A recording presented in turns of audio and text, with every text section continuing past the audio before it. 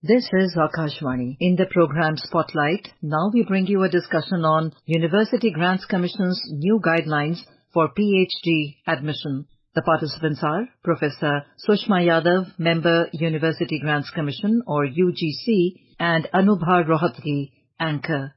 In a decision impacting students aspiring to pursue a doctoral degree, the University Grants Commission or the UGC issued new guidelines some time ago that will allow them to apply for PhD based on their National Eligibility Test NET scores. This means that students won't have to appear for separate entrance exams conducted by various universities.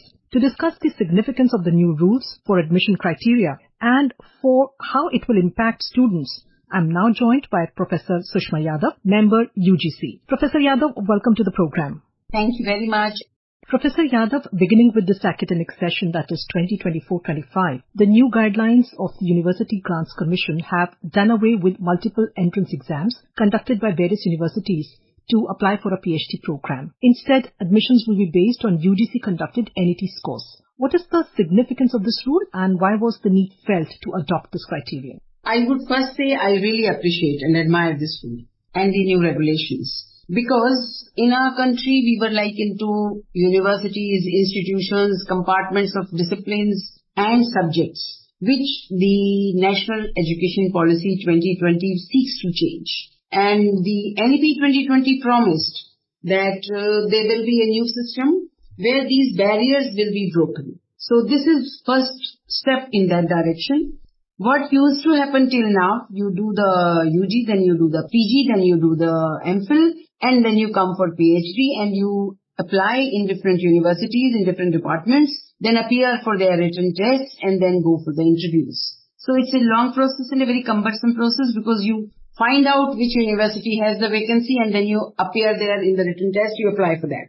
You apply for NET separately, you clear the NET. NET and JRF are one, but NET JRF, after that you go to different universities for PhD. Now, thankfully, and I would say admirably, the UGC has come up with this system that 4 years degree holders, now this is the first step in NEP 2020 direction, where we were saying we'll do away with MPhil, so we've done away with MPhil. And you don't even go for PG now for 5 years, but 4-year UG itself, and the 4th year of UG prepares you for the research. Therefore, after 4-year degree, you can appear for NET and you can also appear for PhD entrance. Now, NET will combine all the three. That is National Eligibility Test for teachers, for the Junior Research Fellowship, and for PhD or the research. So I think this is a very, very significant, I would say even revolutionary step in higher education, where you are combining these and doing away with that cumbersome process of repeated examinations and repeated applications in different universities and departments.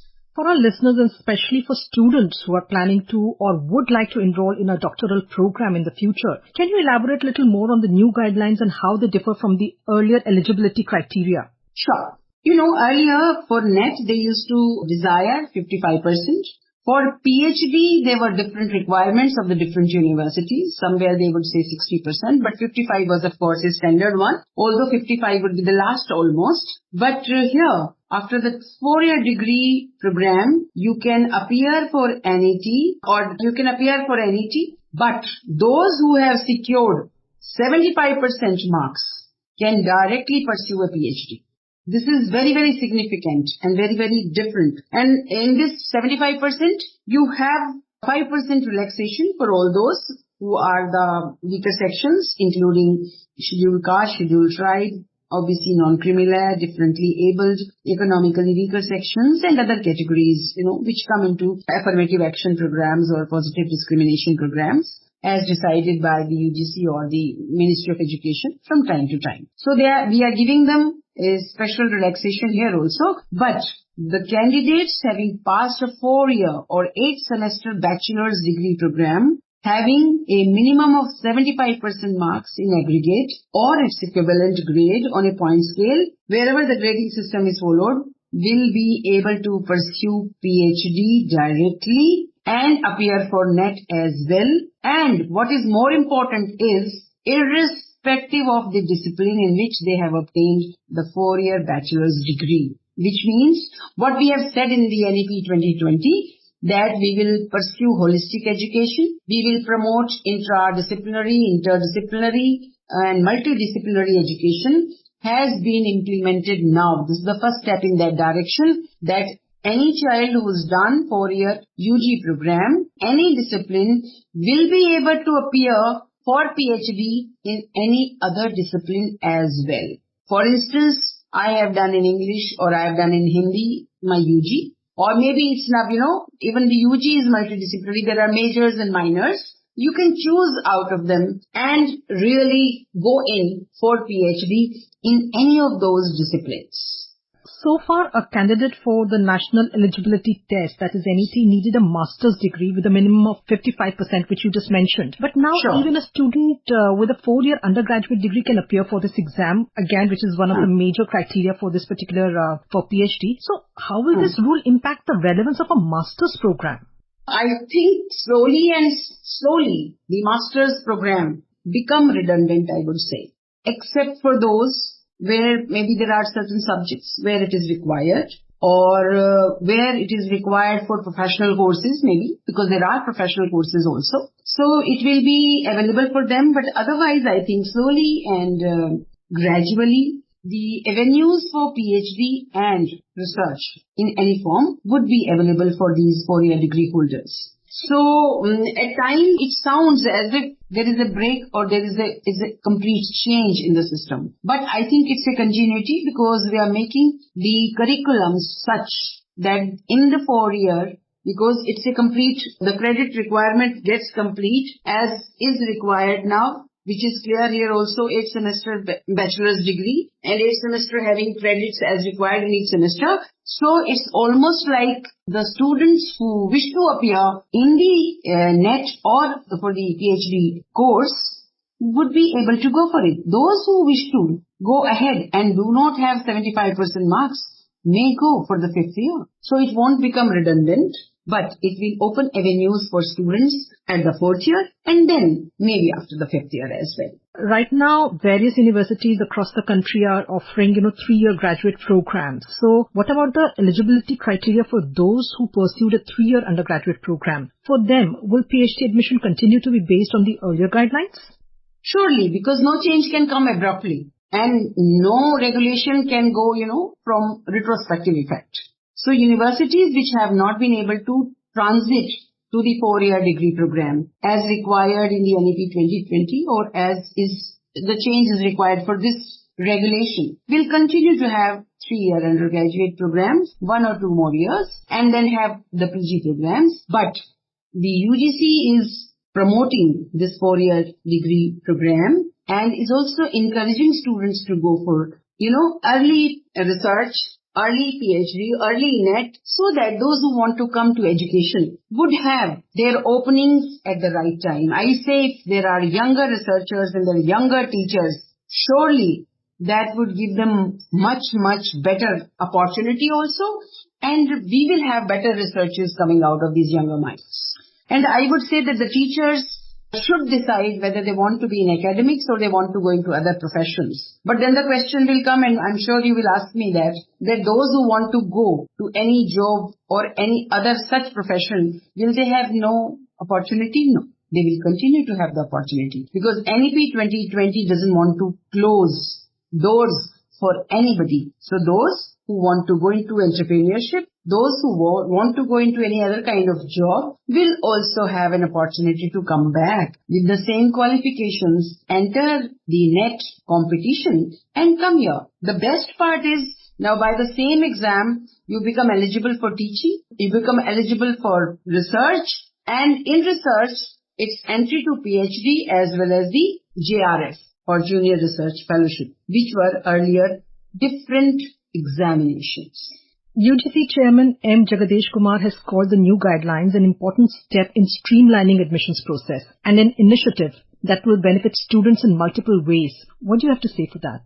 Surely, I completely agree with him, and I really admire this change, because till now, what was happening, every student who's done his UG and then PG would look at different universities and their websites and their departments, wherever the vacancy is, and then would apply for that and then appear in those examinations. You can imagine how a student must be trying and what a student undergoes, because there are universities in different states, there are universities at distances, central universities are very few. So if a student wants to go there, the student would try to appear in all those entrance examinations, prepare hard for them, run around. That's why they are so significant, and surely they streamline the process, because by one exam, it's not only killing two birds, one bush, but it is three at one time. Or rather, I would say it's multiple steps taken by this exam. You become eligible for teaching, which is what National Eligibility Test is. But you also become eligible